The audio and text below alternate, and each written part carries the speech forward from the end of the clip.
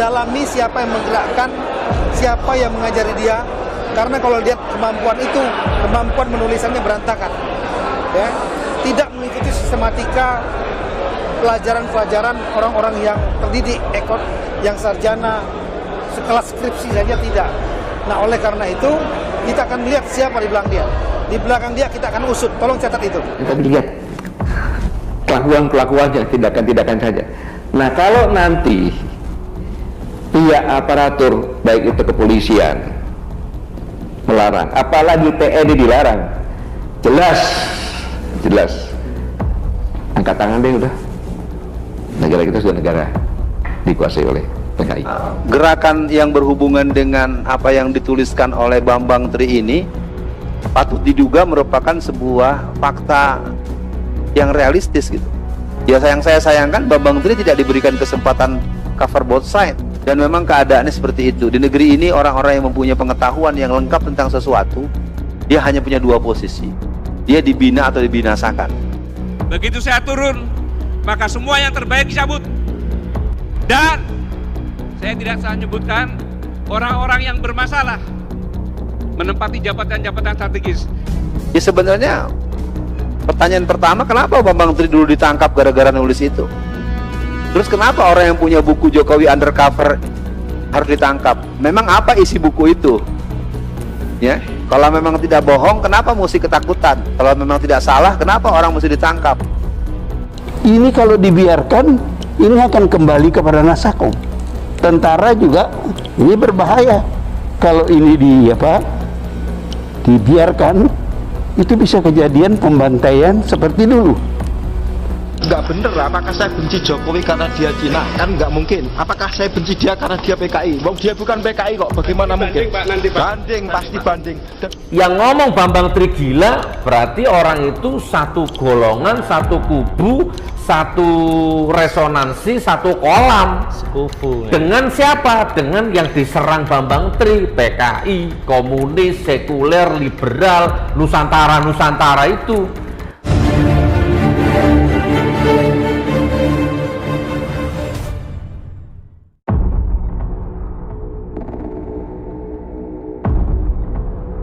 Polisi mulai menyelidiki kasus ini setelah seseorang bernama Michael Dimo melaporkan Bambang Tri Mulyono karena bukunya penulis dirinya sebagai saudara kandung Presiden Jokowi dan menganggap Jokowi bukan anak kandung Sujiatmi, ibu Presiden Jokowi. Direktur Institute for Criminal Justice Reform, Supriyadi Ediono, mengatakan hukum pidana adalah upaya terakhir apabila upaya-upaya lainnya telah gagal. Dia menganggap kasus ini bisa ditangani Kejaksaan Agung dengan melarang peredaran buku tersebut. Jaksa Agung punya hak untuk melakukan pengambilan buku-buku yang dianggap bertentangan dengan hukum Indonesia. Saya pikir upaya itu dulu yang dilakukan, kata Supriyadi kepada wartawan BBC Indonesia, Haider Afan, Selasa. Menurutnya, jika akhirnya polisi membenarkan penulis buku tersebut, dirinya meminta polisi lebih hati-hati dan cermat dalam menerapkan undang-undang diskriminasi dan undang-undang ITE, karena ini bersinggungan dengan isu kebebasan berekspresi. Memang kebebasan berekspresi menjadi pertaruhan dalam kasus-kasus seperti ini, tetapi memang harus dipastikan lebih dahulu apakah memang substansi atau isi buku itu berisi ujaran kebencian. Lengkapnya, luar biasa bohong. Di tempat terpisah, juru bicara Mabes Polri Brigjen Rikowanto kembali menegaskan bahwa isi buku karya Bambang Tri Mulyono tendensius dan luar biasa bohongnya, sehingga meresahkan masyarakat. Dalam video laman Facebooknya pada 24 Desember lalu, Bambang Tri Mulyono mengatakan dirinya menulis buku itu untuk membela negara. Saya tidak rela lembaga kepresidenan dilecehkan oleh seseorang yang bernama Jokowi, kata Bambang. Bambang dalam video itu juga menduga Jokowi memalsukan riwayat hidupnya di dokumen resmi Komisi Pemilihan Umum saat mencalonkan sebagai presiden. Tuduhan seperti ini telah dibantah berulang kali oleh keluarga Presiden Joko Widodo. Kepada media, Ibunda Jokowi, Sujiatmi Noto Miharjo, kembali menegaskan hal itu di kediaman di Solo, Jawa Tengah saat perayaan Tahun Baru 2017. Saya mendoakan orang yang memfitnah mendapatkan bimbingan Allah Subhanahu wa Ta'ala karena yang dituduhkan tidak ada buktinya dan keluarga saya tidak ada yang terlibat, kata Sujiatmi. Lebih lanjut, juru bicara Mabes Polri Brigjen Rikuwanto mengatakan penulis buku Jokowi Undercover mengambil bahan untuk membuat buku ini dari media sosial atau dari obrolan dunia maya.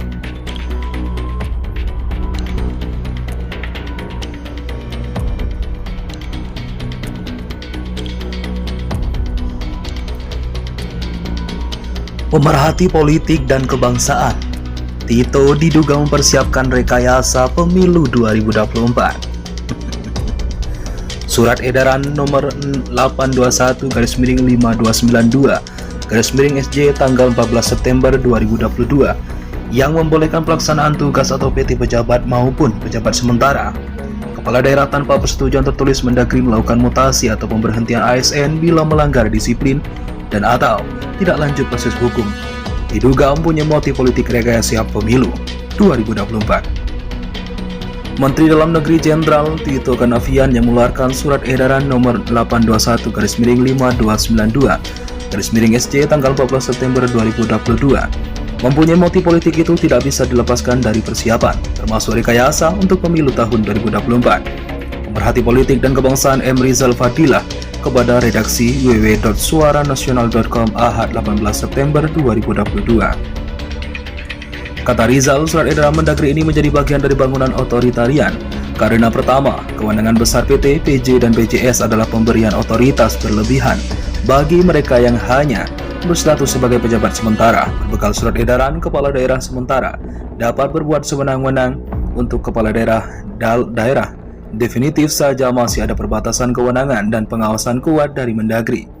Kedua, kewenangan tanpa persetujuan tertulis membuka peluang konsultasi atau persetujuan tidak tertulis atau instruksi bisik-bisik Mendagri kepada kepala daerah yang ditujukan itu. Ini konsekuensinya dari PT, PJ, atau PJS kepala daerah yang dipastikan adalah orang-orangnya Mendagri, ungkapnya. Ketiga, surat edaran SC bukanlah peraturan perundang-undangan karena hanya instrumen administrasi yang bersifat internal. Mutasi apalagi pemberhentian ASN adalah tindakan hukum yang harus berbasis kepada peraturan perundang-undangan. Surat edaran Mendagri nomor 821/5292/SJ adalah bentuk persiasatan yang justru melanggar hukum. Keempat, bagi mereka yang menjadi korban mutasi sekehendak kepala daerah atau ASN yang diberhentikan, nyatanya tidak memiliki hak banding atau mengadu kepada atasan PT, PJ, PJS yakni Mendagri, menyerahkan kepada proses peradilan akan sangat memberatkan korban, paparnya.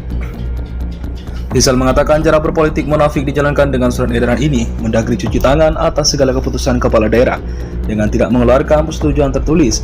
Mendagri membersihkan dirinya sendiri, segala kesalahan dibebankan kepada kepala daerah bonekanya. Ini semua adalah jalan untuk membangun pemerintahan otoriter dengan pola cuci tangan, persis sebagaimana gaya Presiden Jokowi yang biasa melempar-lempar tanggung jawab. Mendagri sedang bermain untuk mengamankan prosesasi pemilu 2024. Democratic policing yang dijalankan dengan halus dan tersembunyi. Tito Karnavian memang pemain, pungkasnya.